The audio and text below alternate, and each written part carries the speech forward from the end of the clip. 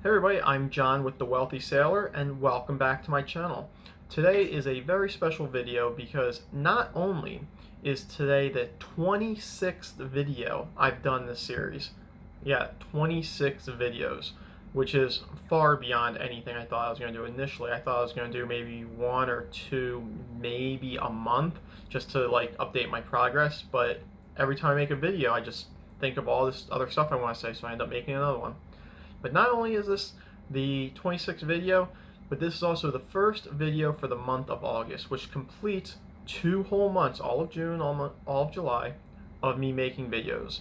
And since it's the first video of the month, it is update time. So for those of you who may not know, I started this channel 2 months ago as a way of vlogging and documenting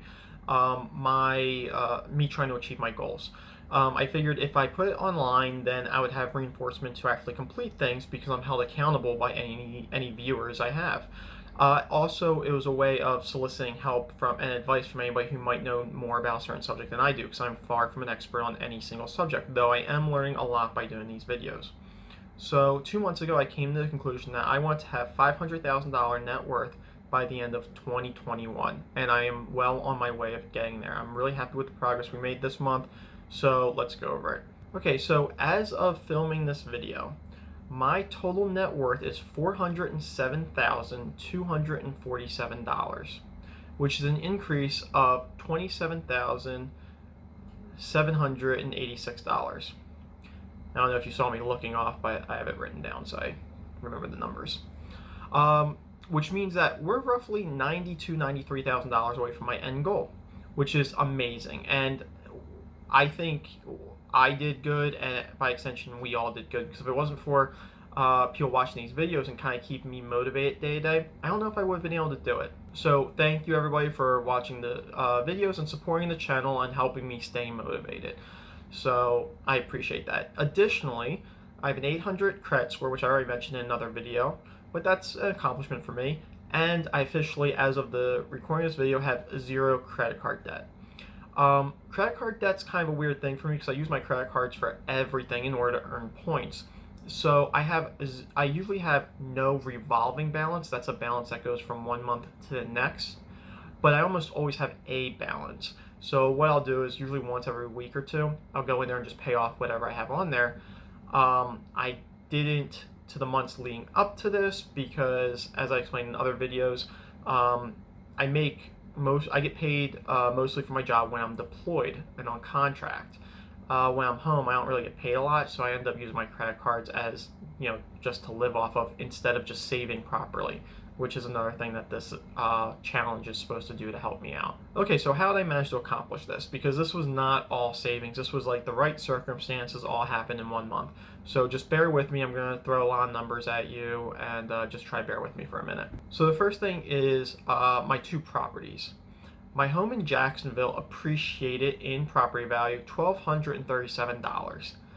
Additionally, my mortgage payment of about $1,250 caused the loan balance to go down $428. So about 1/3 of my total mortgage payment actually just paid down the loan.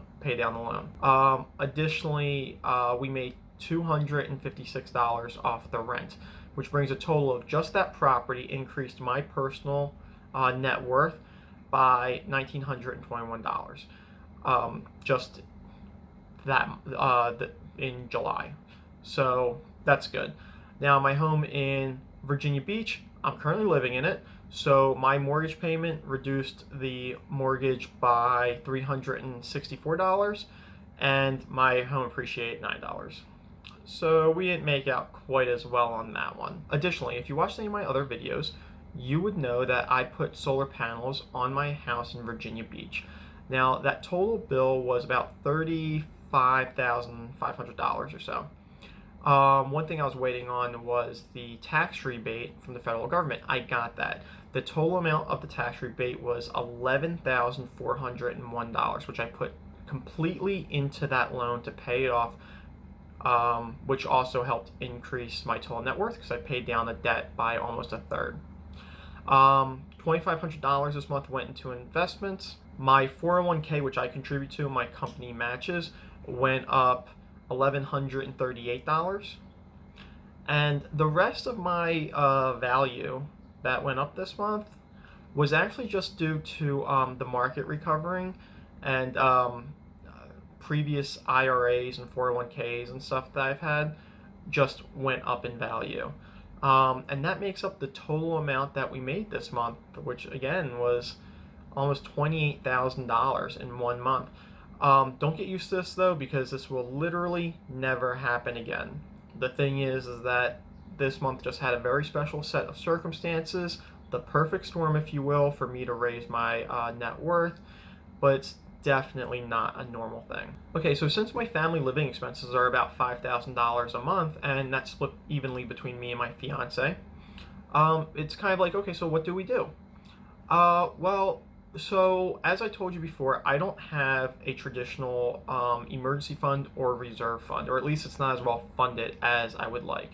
So that's going to be my number one priority, is get my reserve fund fully funded, which would be about $60,000 I want in there. So I'm not going to be able to get it all right away, but that's the number one priority. Additionally, I do invest heavily. I invest a lot into Robinhood, which if you want to get involved in Robinhood, if you click the link below, you get free stuff too. So, let's all get free stuff. I also tend to invest heavily in the stock market, and the thing is that I feel like I'm almost pushed to do so or compelled to do so because of the drop in prices currently. But the thing is that I really have to refrain from doing that because I do not have my emergency fund or my reserve fund funded at proper levels. And the thing is that people like to use Robinhood or Acorn or whatever as emergency or reserve funds. And you can do that, but I don't feel comfortable doing that for myself because it's not as liquid as I would like. The thing is that it's just too risky. Now, Acorns is a little better with this because Acorns, you can diversify your risk a lot better, and you can actually lower the amount of risk you want to take when money goes in there, when your Acorns actually get deposited. But with Robinhood, even though I like to invest in there because I like to buy stocks, I like to collect dividends and stuff like that. But the thing is, if the market goes down or if there's any fluctuation or anything like that, I might have to sell for an emergency and non-opportune time. So I really think as far as reserve and emergency accounts go, something very safe is good. But right now, I think I'm just going to stick with high interest savings accounts just until we get started and until I actually figure out a better plan with that. And when I do, I will definitely update you. Now, with that said, I did invest $2,500 this month into Robinhood to collect more dividend stocks. I like dividend stocks. I really am sort of addicted to it because every 3 months I get free money. Not really free, but money back, and then I use that to reinvest and stuff like that. And also, if I do need it, I can sell it.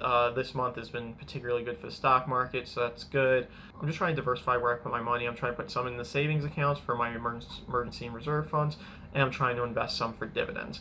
I would like to invest all of it into dividends, but objectively speaking, it's very risky to do. Anybody else who might be thinking about investing heavily in dividend funds as a form of emergency or reserve account, I'm not a financial advisor, so take this as a guy just talking on YouTube.